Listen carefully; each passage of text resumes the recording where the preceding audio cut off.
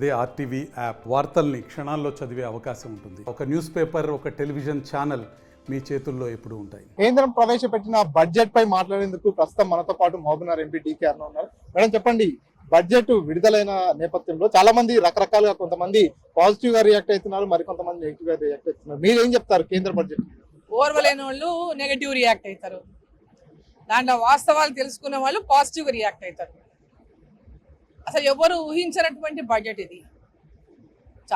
చాలా సంవత్సరాల నుంచి వేతన జీవులు ఎంప్లాయీస్ ఎదురు చూస్తూనే ఉన్నారు. మాకు ఏదన్నా దీంట్లో ఏదన్నా మాకు ఈ బడ్జెట్లో మాకు ఉపశమనం దొరుకుతుందా, మాకు ట్యాక్స్ ఏమైనా బెనిఫిట్ అవుతుందని ఎన్నో సంవత్సరాల నుంచి ఎదురు చూస్తూ ఉన్నారు. మాకు కూడా చాలా అంటే మొన్న లాస్ట్ 2-3 years నుంచి అనేక రిప్రజెంటేషన్స్ ఇచ్చిండ్రు.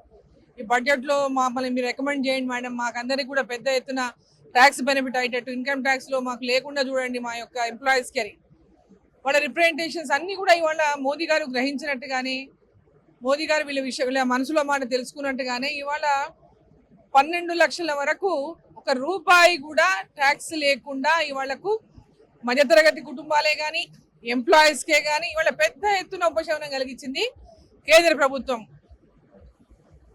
కేంద్ర ఆర్థిక శాఖ మంత్రి నిర్మలా సీతారామన్ గారు, మన ప్రధానమంత్రి నరేంద్ర మోదీ గారు ఇద్దరు కూడా మిడిల్ క్లాస్ వాళ్ళు చాలా ఇబ్బందులు పడతా ఉన్నారు.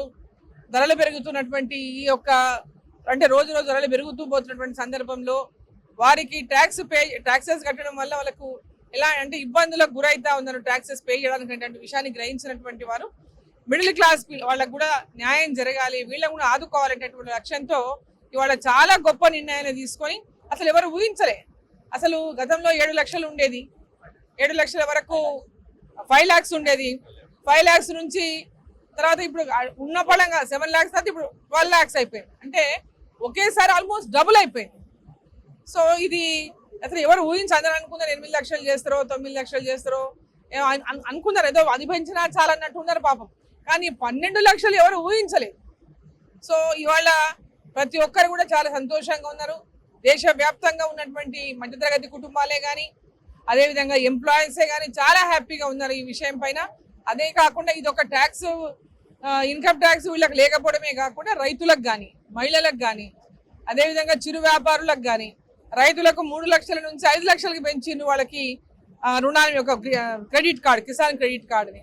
అదేవిధంగా 2 కోట్ల రూపాయల వరకు ఎస్సీ ఎస్టీ మహిళలకు, ఈరోజు ఎస్సీ ఎస్టీ మహిళలకు 2 కోట్ల రూపాయల వరకు వడ్డీ లేకుండా చిన్న వాళ్ళకు వ్యాపారాలు పెట్టుకోవడానికి ఈరోజు అవకాశం కల్పించింది.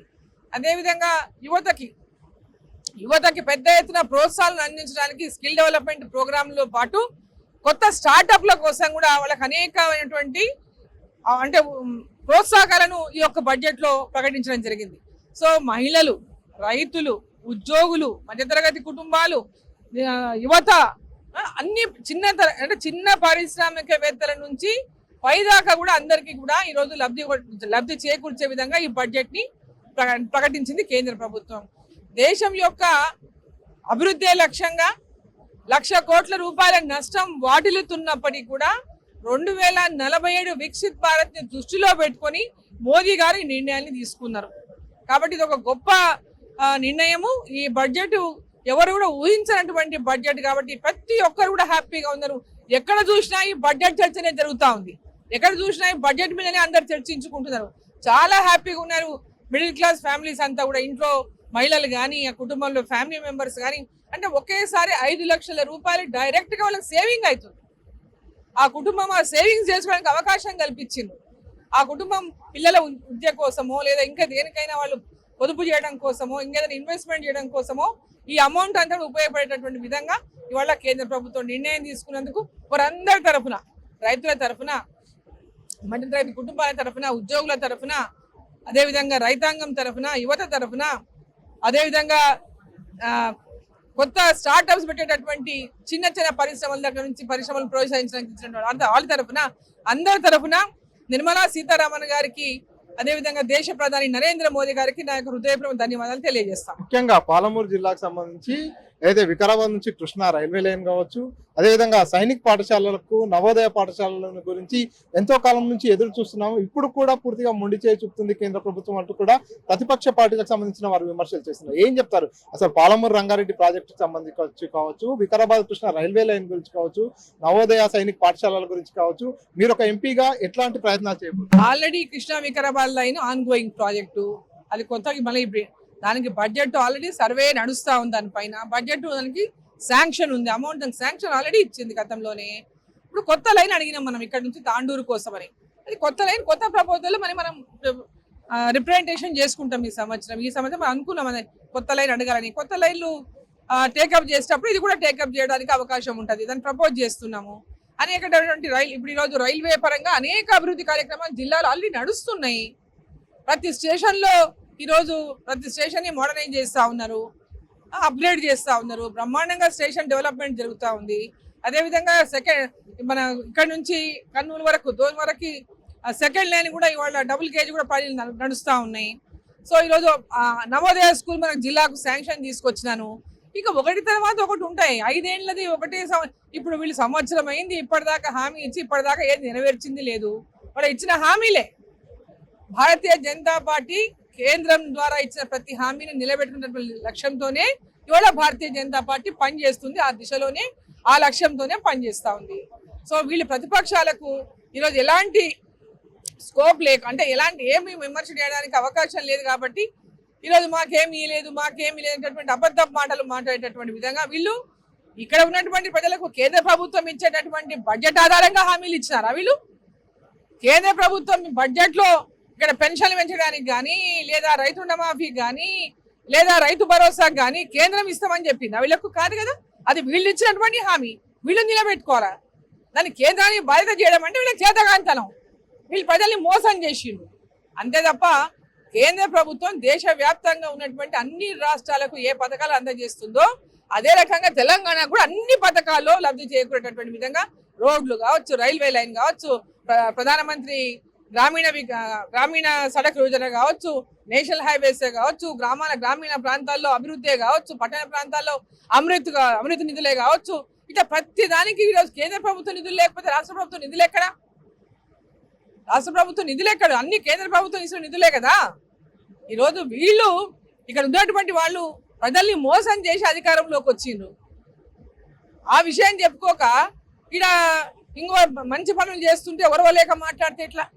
ఫైనల్ గా తాజా రాజకీయాలు, రాష్ట్రంలో జరుగుతున్నటువంటి తాజా రాజకీయాలపై ఏం చెప్తున్నారు? మాజీ ముఖ్యమంత్రి కేసీఆర్ సడన్ గా తెరపైకి వచ్చారు. నేను కొడితే చాలా బలంగా ఉంటుందంటూ కూడా సంచలన వ్యాఖ్యలు చేశారు. ఆ తర్వాత దానికి ధీటుగా ముఖ్యమంత్రి రేవంత్ రెడ్డి కూడా స్పందించడం. వీరిద్దరి మధ్యలో జరుగుతున్నటువంటి ఈ మాటల యుద్ధాన్ని ఎట్లా చూస్తారు? వాళ్ళిద్దరి మీద ప్రజలకు విశ్వాసం పోయింది. టిఆర్ఎస్ పార్టీ మీద విశ్వాసం లేక వాళ్ళు ఇచ్చినటువంటి వాళ్ళ మీద వ్యతిరేకతతోనే కాంగ్రెస్ ప్రభుత్వం అధికారంలోకి వచ్చింది. వచ్చిన సంవత్సరానికే ఈరోజు కాంగ్రెస్ ప్రభుత్వం ప్రజల లోపల విశ్వాసాన్ని కోల్పోయింది. ఈ రెండు ప్రభుత్వాలు ప్రజలని మోసం చేసినటువంటి ప్రభుత్వాలే, గత ప్రభుత్వం కానీ ఈ రోజున్న ప్రభుత్వం కానీ. ప్రజలంతా కొత్త మార్పు కోసం ఎదురు చూస్తా ఉన్నారు. ఇక్కడ కూడా భారతీయ జనతా పార్టీ వస్తే బాగుంటది. కేంద్రంలో ఉన్నటువంటి పార్టీ ఇక్కడ కూడా ఉండడం వల్ల దీనిపైన విద్య పట్ల కానీ, వైద్యం పైన కానీ, రోడ్ల కానీ, ఇతర ఇన్ఫ్రాస్ట్రక్చర్ కానీ అన్ని కూడా డెవలప్మెంట్ కావాలంటే ఇక్కడ కూడా భారతీయ జనతా పార్టీ వచ్చినప్పుడే అది సాధ్యమవుతుంది.